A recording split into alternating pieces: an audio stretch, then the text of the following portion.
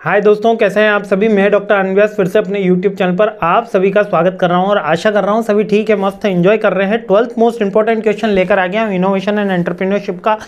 On the serious note, paper काफ़ी लेंदी है तो अच्छे से इसका टाइम मैनेजमेंट का ध्यान रखना। कभी ऐसा ना हो कि क्वेश्चन आए और आप उसका आंसर सही से लिख ना पाए, है ना। चार्ट्स अच्छे से बनाना, टेबल्स अच्छे से बनाना, अगर कोई टेबल नहीं भी बना पा रहे हो चार्ट्स अच्छे से बनाना, कोटेशंस लिखना, कुछ डेफिनेशंस भी एड ऑन करना, कंटेम्प्रेरी एग्जाम्पल्स लिखना, जब क्वेश्चन सीरीज से करने की कोशिश करना। हर क्वेश्चन हो जाए उसके बाद 2 लाइनें कर देना, द एंड जरूर लिखना क्वेश्चन के पेपर के एंड होने के बाद। बहुत नीट एंड क्लीन वर्क करने की कोशिश करना। यूजुअल एग्जाम की प्रैक्टिस है लेकिन मेरा फर्ज है मैं आपको समझाऊं, है ना, क्योंकि मेरे को लगता है कि मैं अगर ये आपको एड ऑन करूंगा तो आपके एग्जाम में कुछ परसेंटेज बढ़ जाएंगे। यही मेरा सबसे बड़ा अचीवमेंट है। आइए 12th क्वेश्चन देख लेते हैं। 12th क्वेश्चन क्या कह रहा है कि डेवलपिंग अ बिजनेस प्लान। बताइए कि कोई बिजनेस प्लान को मेरे को डेवलप करना है तो उसके लिए कौन कौन सी स्टेजेस होंगी, या मेरे को शॉर्ट एनालिसिस करना है तो उसके लिए कौन कौन सी स्टेजेस होंगी, और शॉर्ट एनालिसिस होता क्या है। तो यूजुअली जो भी बच्चे ये सोच रहे हैं कि सर हम भी एंटरप्रेन्योर बनते हैं या हम भी कोई बिजनेस स्टार्ट करते हैं तो उसके लिए कौन कौन से काम करने होंगे, वो होता है बिजनेस प्लान, है ना। कि सर मेरे को 5 लाख रुपए चाहिए। अच्छा, क्यों चाहिए सर? मैं बिजनेस करना चाहता हूँ, एक FMCG प्रोडक्ट लाऊंगा। पता नहीं सर, आप पैसा दे दो फिर मैं सोचूंगा। ये काम नहीं। आप FMCG प्रोडक्ट लाओगे, कौन सा लाओगे सोचूंगा, नहीं पता, तो उसमें आपको कभी भी इन्वेस्टर इन्वेस्ट नहीं करेगा। आपको एक बिजनेस प्लान, एक मॉडल बनाना होता है, उसका प्रेजेंटेशन देना होता है और उसके अकॉर्डिंग आपको इन्वेस्टर, एंजल इन्वेस्टर या वेंचर कैपिटलिस्ट आपको इन्वेस्टमेंट करते हैं, क्राउड फंडिंग में इन्वेस्टमेंट मिलता है। तो सबसे पहले आपको क्या करना होता है, एक समरी प्रेजेंट करनी होती है बिजनेस प्लान की, कि हमारा ये प्रोडक्ट है, हम ये सेल करने वाले हैं, हमारा ये बिजनेस मॉडल है और हम ये यूनिक आइटम कर रहे हैं और हमारा ये बिजनेस इतना बड़ा है और इतने करोड़ की हम ऑलरेडी सेल कर चुके हैं, या हम ये प्रोडक्ट ला के इतने करोड़ की सेल कर सकते हैं। नेक्स्ट होता है बिजनेस की एग्जीक्यूटिव समरी के बाद सेकंड पॉइंट आएगा अब डिटेल इन द बिजनेस।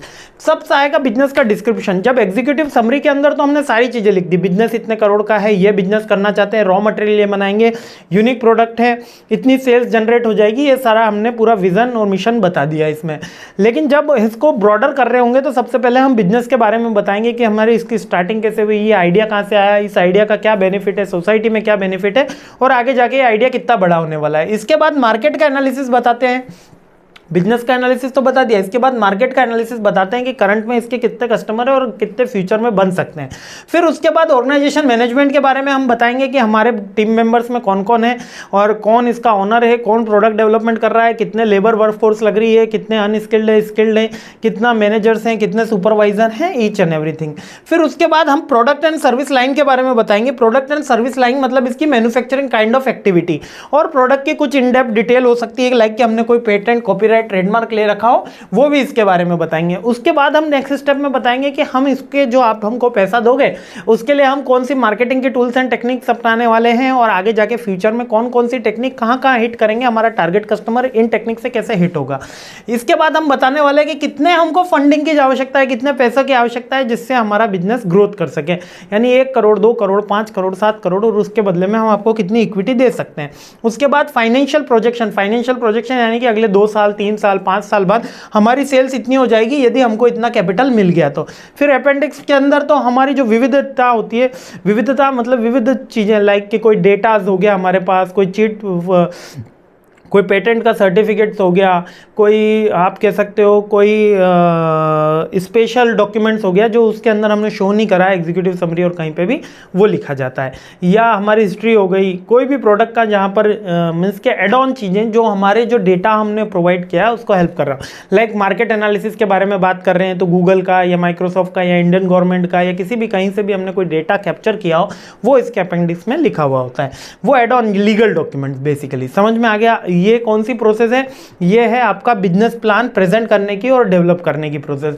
इसके बाद होता है शॉर्ट एनालिसिस। शॉर्ट एनालिसिस क्या होता है? SW स्ट्रेंथ, SWOT, ये होता है स्ट्रेंथ, वीकनेस, अपॉर्चुनिटी और थ्रेट।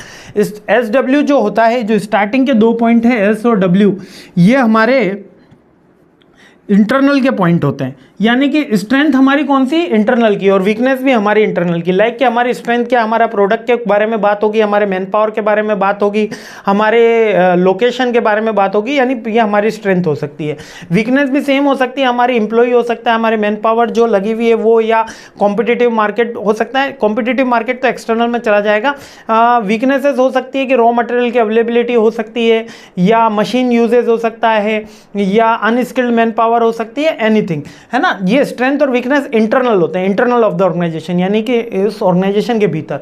अपॉर्चुनिटी और थ्रेट, ये ओटी क्या होता है, अपॉर्चुनिटी और थ्रेट। अपॉर्चुनिटी मार्केट की कंडीशन क्या है, इकोनॉमिक डेवलपमेंट कितना है, एम्प्लॉयमेंट रेशो कितना है, और ग्रोथ की कितनी पॉसिबिलिटी है, डेप्थ कितने पे अवेलेबल है, ये अपॉर्चुनिटी। थ्रेट भी एक्सटर्नल होता है, यानी कि शुरुआत के दो जो हैं वो इंटरनल हैं और बाद के दो कौन से हैं, एक्सटर्नल एनालिसिस है। एक टीम में हम क्या करते हैं, थ्रेट का एनालिसिस करते हैं कि मार्केट में अभी कौन से थ्रेट अवेलेबल है, नया कॉम्पिटिटर्स है, कॉम्पिटिटिव मार्केट्स हैं, गवर्नमेंट की कुछ रूल्स रेगुलेशन है, वो थ्रेट्स हो सकते हैं, है ना। तो ये चारों का हमको एनालिसिस करना होता है किसी भी हमारे बिजनेस का आइडेंटिफिकेशन करने से पहले।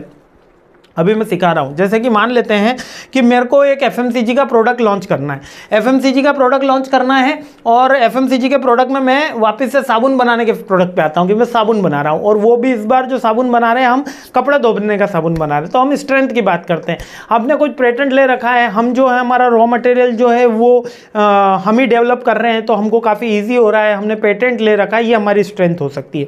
वीकनेसेस क्या है, हम मशीन का यूज़ नहीं कर पा रहे, तो बल्क क्वांटिटी में डेवलप नहीं हो पा रहा, हमारे पास कैपिटल कम है, ये हमारी वीकनेस हो सकती है। अपॉर्चुनिटी क्या है, India is the second largest market है, तो सेल्स की पॉसिबिलिटी हमेशा रहेगी। थ्रेट क्या है, ऑलरेडी हिंदुस्तान यूनिलीवर, पतंजलि ऐसे मेगा ब्रांड जो है वो मार्केट में अवेलेबल है। ये शॉर्ट एनालिसिस हो गया एक कंपनी का या एक प्रोडक्ट का जो मार्केट में लॉन्च होने वाला है ना। अब इसकी एनालिसिस की भी स्टेप्स होती है, लाइक कि हम पहले आइडेंटिफाई करेंगे हमारे स्ट्रेंथ और वीकनेस, उसके बाद अपॉर्चुनिटी और थ्रेट्स आइडेंटिफाई होगा, फिर हम रिलेशनशिप इवेल्युएट करेंगे कि कितनी हम स्ट्रेंथ को और बढ़ा सकते हैं और कितनी वीकनेस को कम कर सकते हैं, कितनी अपॉर्चुनिटीज बढ़ा सकते हैं, बढ़ जाती है दूसरे मार्केट में जाने में, और थ्रेट को कैसे ओवरकम कर सकते हैं, और उसके अकॉर्डिंग हम स्ट्रेटजीज बनाएंगे और उसके अकॉर्डिंग हम मॉनिटर और अपडेट करते रहेंगे। ये शॉर्ट एनालिसिस की स्टेप्स हैं, यानी स्ट्रेंथ वीकनेस को चेक करो, अपॉर्चुनिटी थ्रेट को चेक करो, उसके बाद उनको इवेल्युएट करो और उसके अकॉर्डिंग स्ट्रेटजी बनाओ। बस यही 4 पॉइंट है, और फिर उसको रेगुलर इंटरवल पे मॉनिटर करते रहो। ये शॉर्ट एनालिसिस हो गया, समझ में आ गया आपको। शॉर्ट एनालिसिस बहुत ईजी है, आपको समझ में आ रहा है नहीं आ रहा है कमेंट करके जरूर बताया करें, है ना, कि कैसा है। बड़ा ही सिंपल टॉपिक है लेकिन मोस्ट रिपीटेटिव क्वेश्चन में से रहा है। और अगर डेवलपिंग कोई मेरे को प्लान बताना है तो मैं क्या बताऊंगा, मेरे बिजनेस की समरी बताऊंगा, फिर एग्जीक्यूटिव समरी, फिर बिजनेस का प्लान बता रहा हूँ, फिर मार्केट के बारे में बता रहा हूँ, फिर ऑर्गेनाइजेशन के बारे में बता रहा हूँ, फिर प्रोडक्ट लाइन के बारे में बता रहा हूँ, फिर उसके बाद मार्केट की सेल्स की स्ट्रेटेजी बता रहा हूँ, मेरे खुद के भी स्टाफ के बारे में बताऊंगा, फंडिंग की रिक्वेस्ट करूंगा, और फिर फाइनेंशियल प्रोजेक्शन भी हम आगे का बताएंगे कि इतने कैपिटल लगाओगे तो इतना पैसा आपका डबल हो जाएगा। 21 दिन में पैसा डबल, कौन सी पिक्चर है जरूर बताना। चलिए, मस्त रहिए, खुश रहिए, मुस्कुराते रहिए। जय हिंद।